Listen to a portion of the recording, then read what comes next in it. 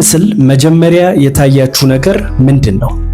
የአጽም ምስል ወይስ ደግሞ የሴት ልጅ ምስል ወይስ ደግሞ ሁለቱም? ይህም ስለናንተ ድብቅ ማንነት በተለይም በህይወት ውስጥ ደካማ የሆናችሁበት ነገር ምን እንደሆነ ፍንትው አድርጎ ያሳያል። ይህም ቪዲዮ ብዙዎች ጋር ለማድረስ ኮፒ ሊንክ በማድረግ ጀምሩ። አትሊስት ለሶስት ሰው ኮፒ ሊንክ አድርጉልኝ።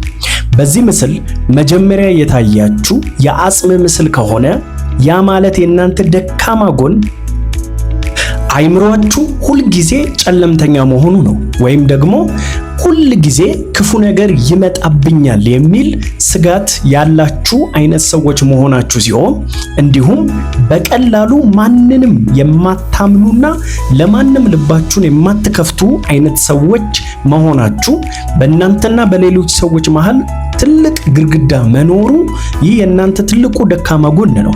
ሌላኛው ድክመታችሁ ነገሮችን ያለ ልክ ለጥጣችሁ የምታስቡ አይነት ሰዎች ስትሆኑ በሌሉ ችግሮች እንኳን ሳይቀር አይምሯችሁ የሚያዝና በዛ የምትጨነቁ አይነት ሰዎች ናችሁ። በዚህም መልካም ነገሮችን ታጣላችሁ፣ ምክንያቱም በሁሉ ነገር ያለ ልክ ስለምትጨነቁ ማለት ነው። ነገር ግን በዚህ ምስል መጀመሪያ የታያችሁ የሴት ምስል ወይም ሁለት ሴቶች በግራና በቀኝ ያሉ ከሆነ ወይም ደግሞ ሁለቱም ከሆነ የናንተ ደግሞ አስቸጋሪና ከባዱ ባህሪያችሁን የሚገልጥ ቪዲዮ ባዮ ላይ አስቀምጬላችኋለሁ። ወደዛ ሂዱ። አንድ ሊንክ ብቻ በመንካት በቀጥታ ወደዛ ቪዲዮ ትሄዳላችሁ። ይህንን ቪዲዮ ላይክ ማድረግ አትርሱ። አመሰግናለሁ። ነገር ግን በዚህ ምስል የታያችሁ የሴት ምስል ከሆነ የናንተ ደግሞ ትልቁ ችግር ሌሎች ስለናንተ ስለሚያስቡት ነገር ያለ ልክ መጨነቅና ማሰብ፣ ሌሎች ስለናንተ የሚያወሩት፣ ሌሎች በእናንተ ላይ ያላቸው አስተያየት የእናንተን ህይወት ሙሉ ለሙሉ ውሳኔያችሁን እስኪቀይር ድረስ የሚቆጣጠራችሁ አይነት ሰዎች ስትሆኑ፣ ሁለተኛው ትልቁ ችግራችሁ ደግሞ ያለ ልክ መጨነቅና ያለ ልክ ነገሮችን ለጥጦ ማሰብ፣ በጭንቀት በሐሳብ መድከም ትልቁ የእናንተ ችግር ነው። ሌላኛው የእናንተ ሰዎች ችግር የሌሎች ሰዎች ችግር በእናንተ ላይ እንዲከብድ ማድረግ ነው። የማይመለከታችሁ ሰው ችግርን እንኳን ወደ ራሳችሁ በመውሰድ በሌላ ሰው ችግር ውስጥ የምትዳክሩ አይነት ሰዎች መሆናችሁ ነው።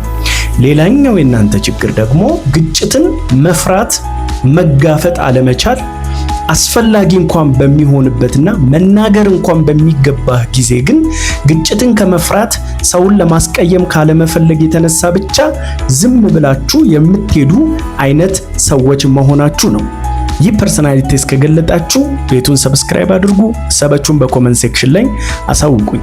ነገር ግን የታያችሁ ሁለቱም በአንድነት ከሆነ የእናንተ ደግሞ ትልቁ ችግር በተስፋና በፍርሃት መሃል ምንም መወሰን የማትችሉ መሃል ሰፋሪ የምትባሉ አይነት ሰው መሆናችሁ፣ ያለየላችሁ አይነት ወይ ተስፈኛ አይደላችሁ ወይ ፈሪ አይደላችሁ፣ መሃል ላይ የምትባዝኑ አይነት ሰዎች ስትሆኑ፣ ሌላኛው ችግራችሁ ደግሞ ሌሎችን መግፋት፣ ወደ ሌሎች መቅረብ ችግር እንደሚያመጣባችሁ በማሰብ ከሌሎች ጋራ ለመጣበቅ የመፍራት፣ ሌሎችን የመግፋት፣ በዚህም ሴፍ ለመሆን የማሰብ ችግር አለባችሁ።